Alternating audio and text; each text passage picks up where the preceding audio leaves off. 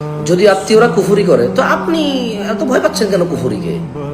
5 ওয়াক্ত নামাজ পড়বেন, নামাজের পরে তাসবিহ তাহলিলুল্লাহ করবেন, জিকির আজকার করবেন, আয়াতুল কুরসি পড়বেন, সকাল সন্ধ্যা জিকির করবেন। আত্মীয় স্বজন না, পুরো পৃথিবীর সব মানুষ একসাথে হয়ে ধরেন কুফরি করা শুরু করলো। আর আল্লাহ নবী সাল্লাল্লাহু আলাইহি ওয়াসাল্লাম যে বলেছে যে ব্যক্তি মাগরিবের পর আয়াতুল কুরসি পড়ে সে ফজর পর্যন্ত নিরাপদ, যে ফজরে পড়ে সে মাগরিব পর্যন্ত নিরাপদ। আপনার কি আল্লাহ নবীর কথার উপর ভরসা নাই? পুরো পৃথিবী মিলে কুফরি করলে আপনার কি সমস্যা? আপনি কে কুফরি করে আপনি এগুলো খোঁজেন কেন? আপনার আত্মীয় করছে না শত্রু করছে না মিত্র করছে আপনি জানেন কেমনে? কে কইছে আপনারা যে অমুক তমুকে কুফরি করছে? আপনাকে এগুলো কি বলা সম্ভব? ওহি আসছে নাকি কারো কাছে যে অমুকে করছে কুফরি? এগুলো আপনারা মুশরিকদের কাছে যান, মুশরিকরা আপনাদেরকে ভয় দেখায়, অমুক তমুকের নাম বলে আত্মীয়তা সম্পর্কটাও খারাপ করে আরো। আর আপনি কুফরি, ইসলামের বিধান কি? আপনি কুফরি করবেন না, করলে কাফের হয়ে যাবেন, এটা না বিধান।